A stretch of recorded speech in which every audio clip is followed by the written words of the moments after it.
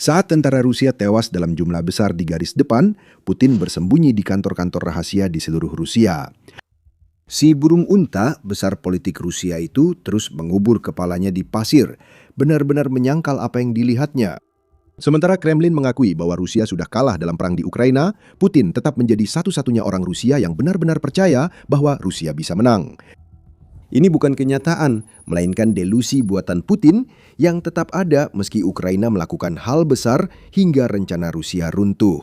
Saat ini, Ukraina memiliki keunggulan besar di medan perang, dan semua itu adalah hasil dari teknologi yang telah dikedepankan Ukraina sejak Putin melancarkan invasinya.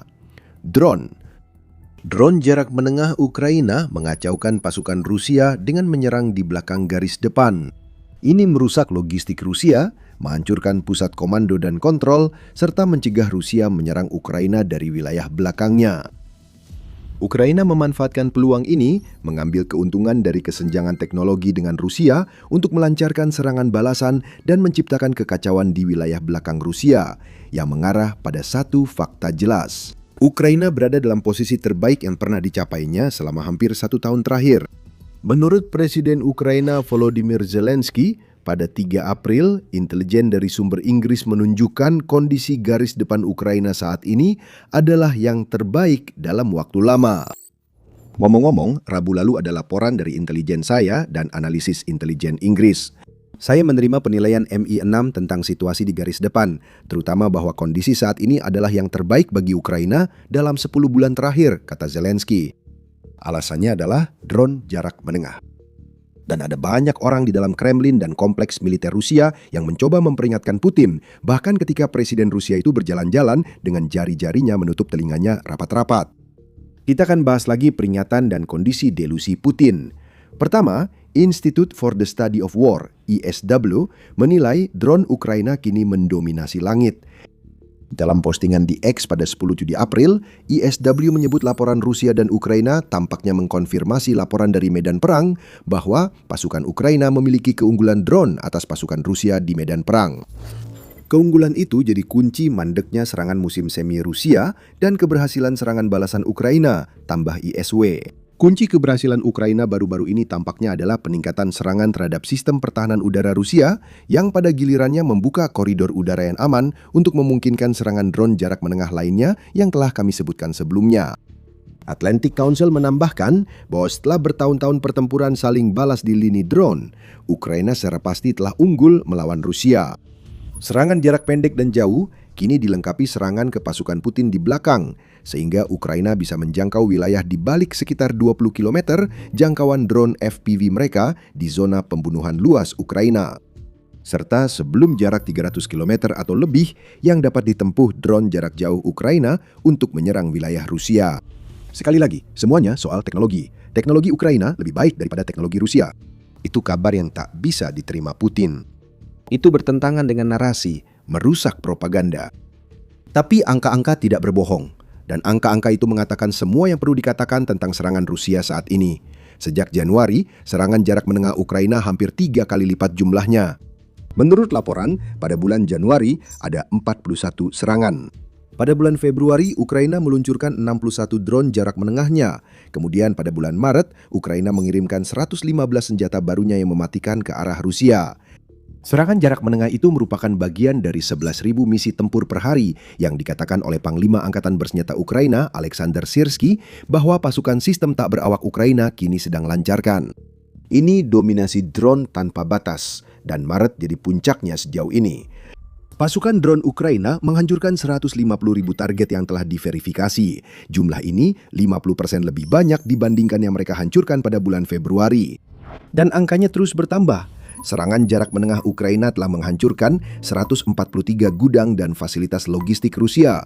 Sebanyak 52 pos komando Rusia dan 20 fasilitas minyak, gas, serta energi di belakang telah hancur akibat dominasi drone Ukraina. Angka-angka ini sulit dibantah, dan bagi banyak orang di Rusia justru tidak demikian. Meski Putin mengabaikan kenyataan, tanda bahaya sudah terdengar di Kremlin. Hierarki Rusia menyadari bencana yang terjadi meski Putin menolak, dan mereka berusaha memperingatkannya. Seperti yang dilaporkan RBC Ukraine pada 10 April, tidak lain adalah Andrei Belyusov yang telah menjadi Menteri Pertahanan Rusia sejak Mei 2024 setelah Putin memecat Sergei Shoigu sedang mencoba memberitahu Putin tentang apa yang sedang terjadi. Belyusov dilaporkan telah menyatakan bahwa situasi drone di Ukraina sekarang sudah kritis karena Ukraina telah mencapai titik di mana mereka memiliki keunggulan baik secara teknologi maupun jumlah atas pasukan Rusia. Kehilangan Starlink juga tampaknya telah mengurangi efektivitas serangan drone Rusia dari dalam wilayah pendudukan. Dan Ukraina telah mengembangkan generasi baru peralatan yang tidak pernah dilihat Rusia sebelumnya. Rusia umumnya tidak siap menghadapi sistem canggih yang digunakan Ukraina, dan Kremlin menyadari hal ini. Pria yang ditunjuk langsung oleh Putin untuk menemukan masalah-masalah seperti ini dan menciptakan solusinya sudah berteriak-teriak soal ini, tapi Putin sama sekali tidak mendengarkan. Apa yang sebenarnya dikatakan Belyusov dengan semua ini adalah bahwa perang seperti yang terjadi saat ini sudah kalah bagi Rusia, kecuali Putin bisa melakukan sesuatu selain terus mengorbankan tentaranya dalam mesin pembantaian yang ia ciptakan sendiri. Jika Belyusov mencoba menyampaikan kabar ini dengan tenang ke Putin, ada pihak lain di Rusia yang jauh lebih marah. Mereka adalah blogger militer. Mereka juga banyak bicara soal kondisi kampanye Rusia di Ukraina saat ini. Jika Putin tidak sibuk menutup diri dari kenyataan, dia akan melihat bahwa dalam 4 tahun terakhir, para blogger militer berubah dari penjilat patriotik menjadi pengkritik terbuka invasi Rusia. Para blogger tidak menyatakan invasi seharusnya tak terjadi, namun sering menyiratkan kepada Putin bahwa invasi gagal akibat ketidakmampuan militer yang berlanjut. Propagandis profesional di Rusia kini mulai berbalik melawan Putin. Alexei Chidayev yang memimpin fasilitas Uskunik yang bertanggung jawab atas sebagian besar pengembangan drone Rusia kini berubah dari yang sebelumnya hampir tidak bisa membuka mulut tanpa memuji Putin menjadi mengkritik masyarakat Rusia secara keseluruhan. Chidayev menyatakan Rusia telah membangun sistem feodalisme dalam masyarakatnya. Pola pikir kuno tidak hanya merampas hak warga negara, tetapi juga menghambat inovasi yang memungkinkan Rusia mengejar kemajuan teknologi Ukraina. Kritikus lain termasuk blogger militer Rybar dengan sekitar 1 juta pelanggan di Telegram. Dia dan orang-orang seperti dia sekarang mengatakan bahwa ofensif Rusia di Ukraina telah menemui jalan buntu. Mereka bersatu menolak mobilisasi, menyebutnya sia-sia dalam situasi sekarang. Bahkan menuduh Jenderal Putin di garis depan menyembunyikan kenyataan agar Presiden Rusia tetap tersesat dalam delusinya. Taktik, para komandan, dan versi Rusia buatan Putin kini dikritik terbuka oleh pendukung Kremlin. Mereka melakukan ini bukan karena membenci Putin. Otoritarianismenya yang membuatnya berkuasa. Yang mereka inginkan adalah agar Putin menerima realitas di medan perang dan mungkin menyadari bahwa taktik yang telah menyebabkan lebih dari 1,3 juta korban sejauh ini dan masih banyak lagi yang akan datang tidak berhasil saat itu dan pasti tidak akan berhasil sekarang ketika keunggulan drone Ukraina begitu luas. Segalanya sudah mulai berubah bagi Rusia. Namun situasinya justru makin memanas. Ukraina memanfaatkan keunggulan teknologinya di garis depan dan melakukan hal yang sama di belakang. Pertahanan dan serangan sama efektifnya bagi Ukraina. Kami akan segera menjelaskan maknanya. Sebelum itu, ini catatan singkat untuk memberitahu Anda bahwa Anda sedang menonton The Military Show. Ada banyak analisis seperti ini, jadi berlanggananlah agar tidak ketinggalan video. Di pertahanan, keunggulan drone Ukraina sama pentingnya dengan keunggulan ofensif mereka. Drone pencegat Ukraina yang murah dan efektif kini berhasil menjatuhkan lebih banyak drone serang jarak jauh Rusia dibanding sebelumnya. Sekali lagi, angka-angka tidak berbohong. Ukraina berhasil mencegat 2.975 drone Rusia pada bulan Januari. Jumlah itu naik menjadi 3.679 pada bulan Februari, lalu angkanya melonjak seperti roket. Pada bulan Maret, Ukraina berhasil menjatuhkan 7.674 drone Rusia sebelum mereka bisa menimbulkan kerusakan apapun, menurut laporan ISW. Jangan remehkan pentingnya perkembangan medan perang ini. Rusia meluncurkan banyak drone ke Ukraina agar bisa melakukan hal yang kini dilakukan Ukraina terhadap pasukan Rusia. Syahid seharusnya menghancurkan infrastruktur Ukraina. Mereka menghancurkan target militer, meneror warga sipil, dan merusak jaringan energi. Semua ini bertujuan melemahkan pertahanan Ukraina di garis depan. Namun sekarang, dengan meningkatnya tingkat pencegatan Ukraina dan Rusia tak mampu menanggapi kemajuan teknologi Ukraina di medan perang, semua itu mulai hilang. Ukraina berhasil menembus lini belakang Rusia. Rusia gagal melakukan hal serupa pada Ukraina. Bagaimana Putin menanggapi hal ini? Dia terus menyebarkan narasi palsu tentang perang Ukraina dan bertindak seakan Rusia masih kuat. Kita telah melihat hal ini baru-baru ini pada tanggal 7 April, ketika dihadapkan dengan berita bahwa Ukraina telah melampaui Rusia dalam bidang teknologi drone. Putin tidak melakukan apapun yang berarti untuk mengatasi masalah tersebut. Dia jelas tidak mengubah taktik Rusia.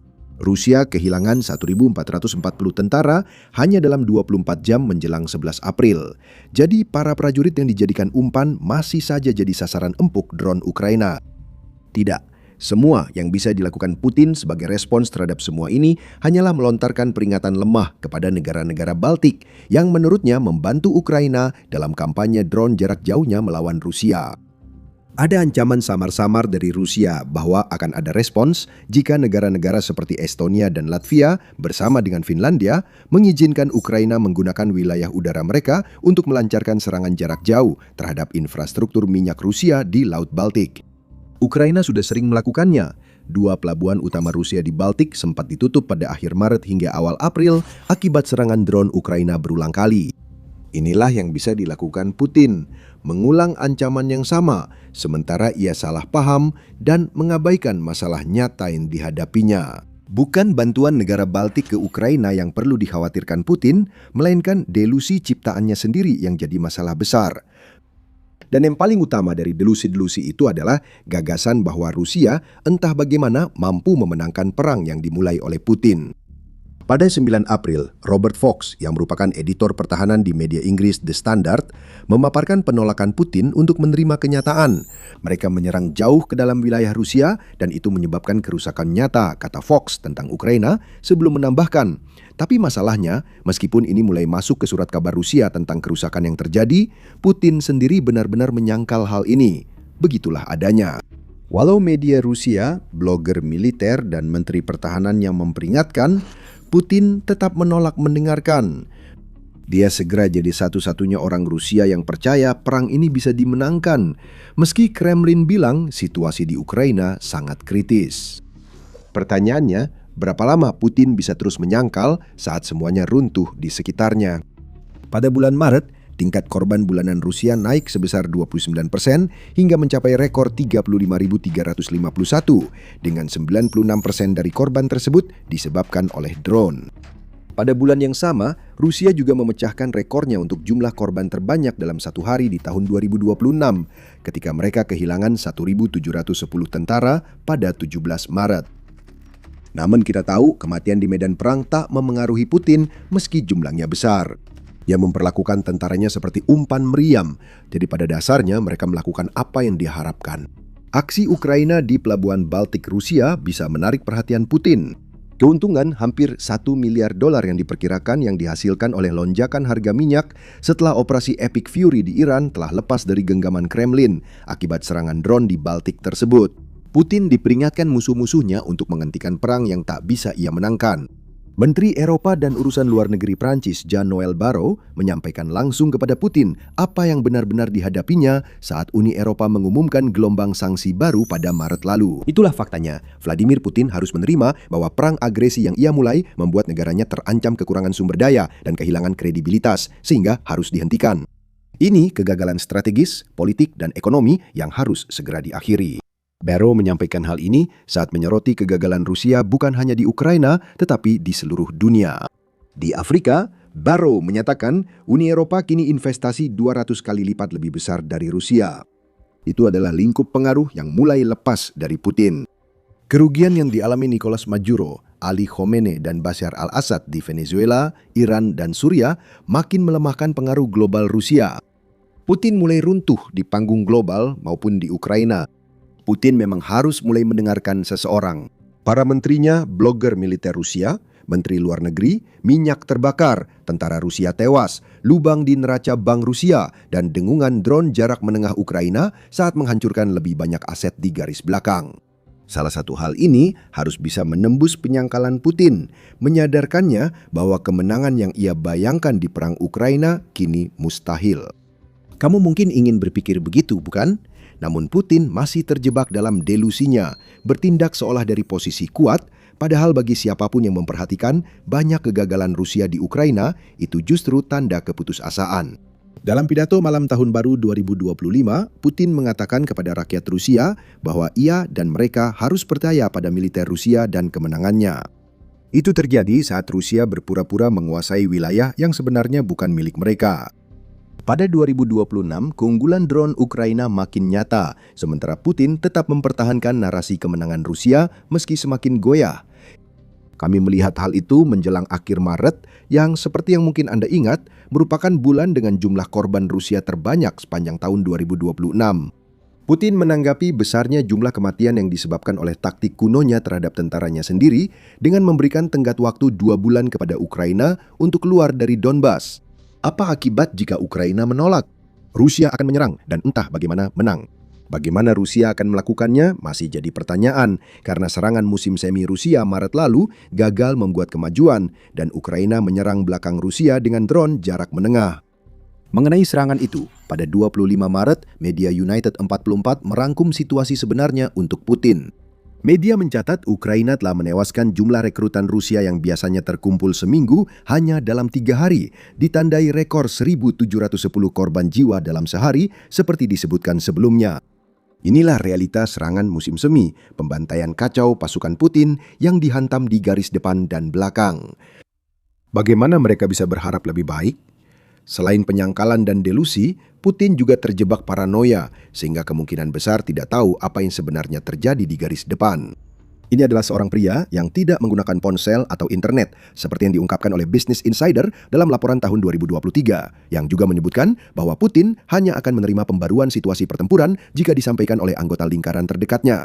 Putin menciptakan kekosongan informasi di sekitarnya, dan siapapun yang mencoba menembusnya biasanya tidak lama bertahan di dekatnya. Aduh, Tuan Belousov. Sebaiknya Anda tidak terlalu terbuka soal posisi teknologi drone Rusia. Mungkin Anda akan jatuh dari jendela di masa depan.